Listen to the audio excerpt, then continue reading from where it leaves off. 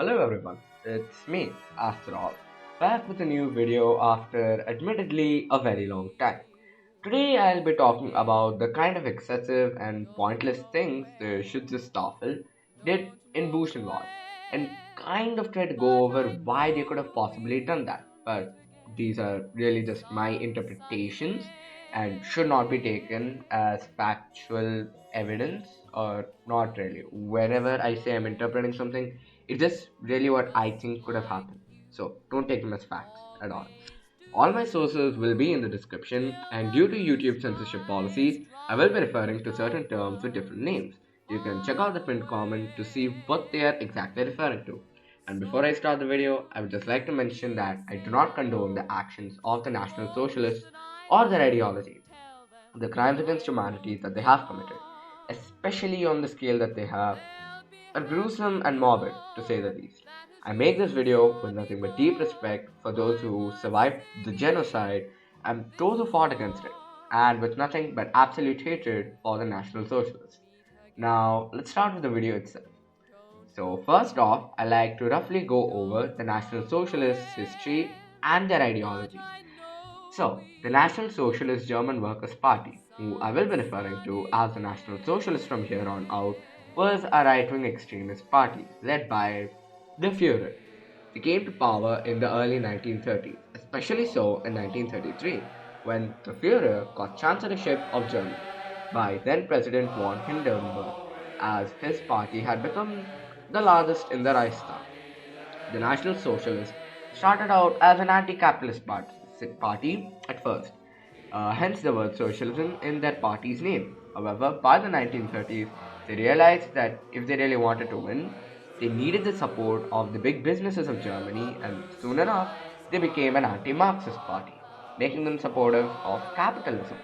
One thing, however, that remained throughout the party's history was their extremely nationalistic sentiment and belief in authoritarian rule, making them firm believers in fascism throughout their existence.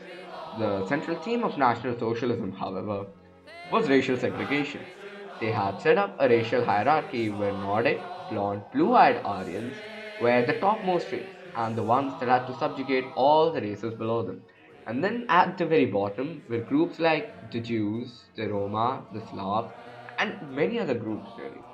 The National Socialist Party's first course of action was to declare these groups, known as the undesirables in a derogatory manner, as non citizens of Germany, and they had a lot of rights taken away from them.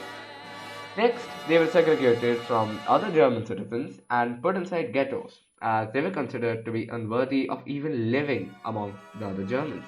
From 1941 began the extermination of these groups in concentration camps like Buchenwald, collectively which I will be referring to as the genocide. It's probably a good idea to now discuss who the Schutzstaffel were. The Schutzstaffel were a paramilitary organization that worked under the National Socialists, or more appropriately, the Fuhrer himself, whose main goal was to ensure the proper execution of the Fuhrer's racial policies throughout Germany and occupied regions. There was the Allgemeine or General Schutzstaffel, who made sure the racial policies of the Fuhrer were being followed properly. And there are also the Waffenschutzstaffel, who can be thought of as the Führer's private army in a sense, who worked side by side and sometimes against the Wehrmacht, the actual German army. There was also the Gestapo and the Sicherheitsdienst, the intelligence and security services of the National Socialists. And lastly, the Schutzstaffel Totenkopfverband, the Schutzstaffel unit responsible for running the concentration camps, and I will be referring to them as the Schutzstaffel throughout the video. Now, let's talk about Buchenwald. Buchenwald is a haunting symbol of the National Socialist reign of terror and one of the most notorious concentration camps during World War II.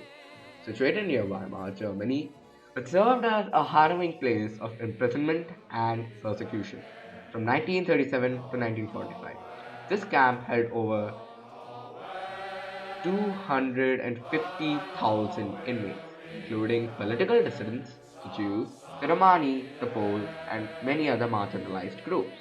Inside, prisoners endured forced labor, starvation, and brutal medical experiments. In the waning days of World War II, Buchenwald lay in a state of chaos and despair. On April 11, 1945, Allied forces arrived to liberate the camp, where they encountered several survivors and a harrowing landscape. The Nazis, realizing defeat was imminent, had initiated a forced evacuation, resulting in a death march for many inmates. They also attempted to destroy evidence of their heinous crimes. Despite these efforts, the Allies found mass graves, torture chambers, and emaciated prisoners. The state of Buchenwald in the final days served as a stark testament to the unspeakable brutality that had taken place within its barbed wire fences. Now at last, the main content of the video, the nonsense of the Schutzstaffel in Buchenwald. Basically, I want to go over a lot of the things the Schutzstaffel had done in Buchenwald that often feel like doing something just for the sake of doing it, to make someone feel worse. Even if it's pointless and doesn't really give you that much of a profit, just doing it for the sake of that. Not to say that the actions of the Schutzstaffel weren't excessively cruel, of course, but you get my point, don't you? So, firstly, I want to talk about the very gate of Buchenwald, so the entry exit gate.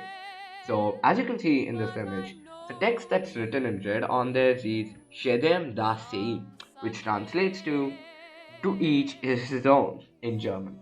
It's not as bad as the ones coming up later, but it's still kind of hurtful. What it's trying to imply is basically that the various inmates that are going into the camp and what they were going to have to endure in there was deserved by them. It was mostly a subtle way to break the spirits of the inmates when they were entering the camp, and a way to sort of signify the difference in power of the Schutzstaffel, who lived quite lavishly in the concentration camp, when compared to the inmates. It's sad to think about how men could live in all luxury and happiness when they make others so similar to them suffer in chains. The only difference between them being one of nothing but perspective. There's also the interpretation that a person gets what he wants, but the only ones who got what they wanted over there were the Schutzstaffel, which seems like an attempt at again dehumanizing the inmates, which honestly feels kind of excessive as a form of irony, just done to spite the inmates. The Schutzstaffel seems to have a lot of absurd sayings stuck around in Buchenwald and and other concentration camps to try to take jabs at the inmates, which I must say Loki just failed. However, there is no right or wrong interpretations to these theories.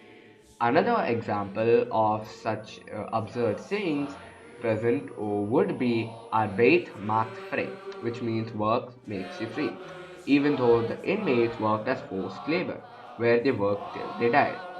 This is not exactly from Buchenwald, but some other concentration camps. I suppose the Führer, having failed art school, inspired all his followers to be absolute failures as well. That being said, the saying itself would go on to backfire on the Schutzstaffel and the National Socialists in 1945, where they, in the Nuremberg trials, got exactly what they deserved for their actions. The way the saying goes full circle against its tyrannical interpreter, it's quite poetic in a sense if you ask me, but let's talk about the next one. Let's talk about the meat hooks present in one of the rooms of Buchenwald. It was basically a room whose ceiling was full of meat hooks, and it was supposed to be a mortuary, technically. These meat hooks were placed quite high, meaning they were used to hang people. Uh, so, YouTube, the person in the photo is not an actual person, but a mannequin used only for demonstrations, as displayed by the massive height difference of the mannequin and the Allied soldiers. Now, the thing about Buchenwald is, it was not supposed to be an execution camp like Auschwitz was, but much rather a forced labor camp, where the inmates were supposed to work until they died of starvation or disease, as many did in the last years of the running of the camp, thanks to rampant tuberculosis.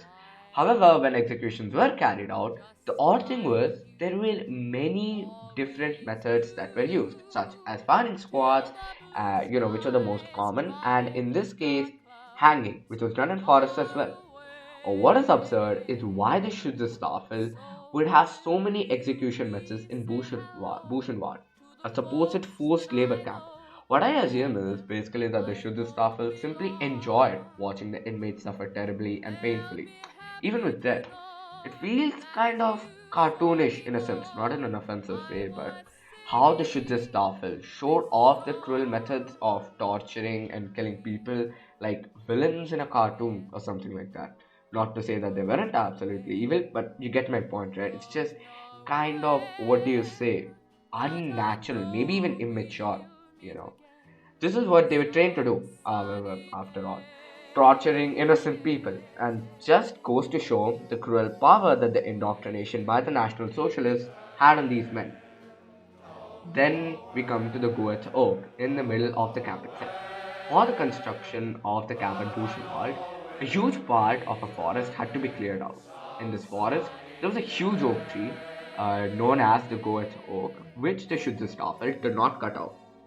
This tree, aside from being used for the hanging and torture of inmates, as obviously it was, it also had symbolism behind it, both for the Schutzstaffel and the inmates.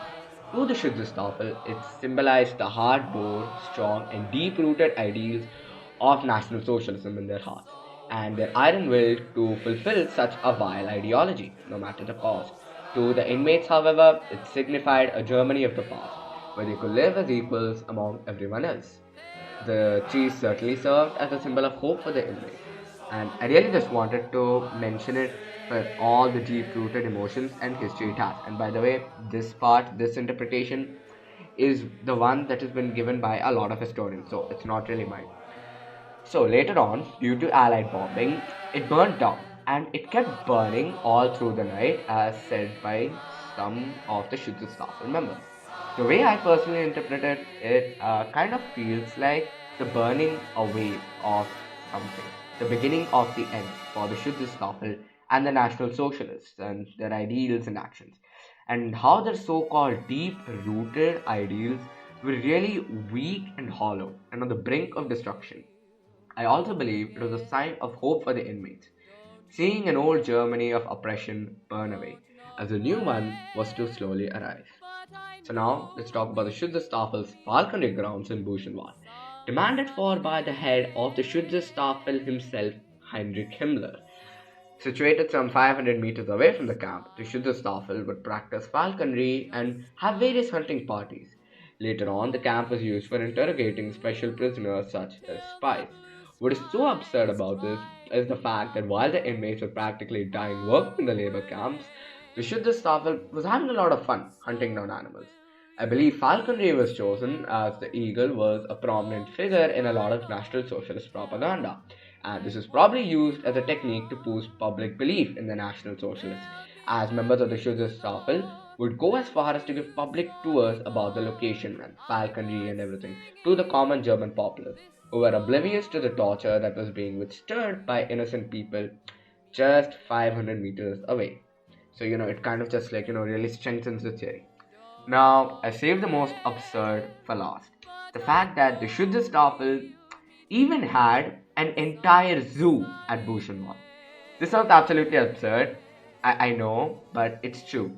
You can even check for it yourself in the sources below. However, to call it a zoological garden may or may not be fair, as the animals are not really kept in any, go for any goal of conservation or anything, but more so just for mere entertainment, just for the sake of it. The animals are said to be treated extremely well, especially compared to the situation of the inmates. The zoo was used as a leisure area for many Schutzstaffel members, and some of the animals found there were monkeys, brown bears, and deer. The Schutzstaffel is said to have funded the zoo by basically stealing the inmates of what little they had, whatever little money or jewelry, whatever they had. Schutzstaffel members were severely punished for harassing the animals present there. Meanwhile, the inmates were dying of tuberculosis back when the zoo was set up, which was during the later years of World War II, when Buchenwald was suffering from the shortages due to broken supply chains. It is said that the Schutzstaffel started the zoo in Buchenwald as a way to spite the main command back in the capital of Germany because of the terrible supply chains. But that's really a myth. I don't know if that's true or not. The Schutzstaffel's treatment of animals, when contrasted with that of the inmates, is also closely in line with the Führer's ideals as well. was extremely against animal cruelty. The zoos were also made to be placed in such a way that the inmates could hear and sometimes see the zoo, and this kind of make them wish to enjoy the leisure of the zoo, only for them to have to go back to do hard labor again. This is all done to spite the inmates, and the sharp contrast between the treatments was said to be done intentionally. The sharp contrast is extremely ironic and sad, and showed how the Schutzstaffel and the National Socialists consider the inmates to be worthless than even animals in certain regards. In conclusion, the absurd and cruel actions of the Schutzstaffel in Buchenwald concentration camp serves as a chilling reminder of the depths to which the National Socialists sank during their reign of terror. From the ominous gate inscriptions to the meathooks and the establishment of a literal zoo, their actions appeared to be rooted in a desire to dehumanize and torment their inmates. These acts exemplify the horrifying nature of the genocide and the twisted ideology that fueled it, a stark reminder of the need to remember and learn from history's darkest chapters. And I hope this shows the often pointless absurdity of the Staffel and the National Socialists. With that, thank you for watching. Well, I know it's been a while since I uploaded, and it's simply because I've been really busy with school. And no, I'm not leaving math videos. I'm just really interested in history as well and wanted to try a new direction with the channel. So, this is my first history upload. I'll be uploading math and history videos whenever I can. Honestly, I can't really say any set schedule because of school, and the reason I also went with history is because history is a lot more popular compared to math. But yeah, anyways, I really hope you liked the video, and please do consider putting your input in the comments. And if you like the video, do consider subscribing and liking the video. Alright, I'm out. Peace.